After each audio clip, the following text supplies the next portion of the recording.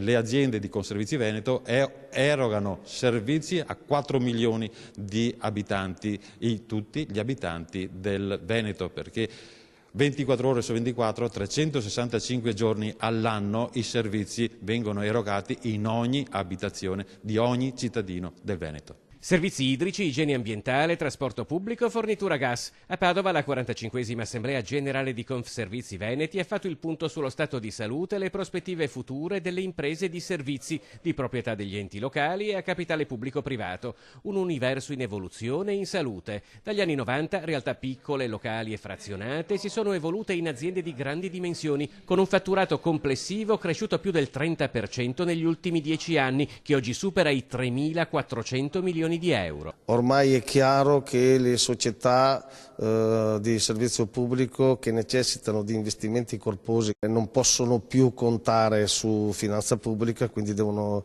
ricavare queste risorse o dal loro business o dal mercato, quindi con la quotazione. L'assemblea è stata anche occasione per presentare 2 nuove applicazioni: Geo.works, che consente di dirigere in modo integrato l'istruttoria tecnica e le procedure amministrative legate alla gestione del suolo pubblico, e Da A a B. Per la prima volta in Italia un unico portale permette di pianificare un viaggio con diversi mezzi di trasporto pubblico, dagli autobus al tram ai vaporetti, e con l'acquisto di un unico biglietto. Funziona già in tutto il mondo, in tutto proprio il pianeta, e permette di fare percorsi multi-azienda, quindi agganciare 2 o 3 aziende di trasporto. Credo che faremo un grande servizio a tutta la collettività, ma anche al grande turismo, perché questa applicazione ci permetterà di mappare la movimentazione delle persone nel territorio veneto.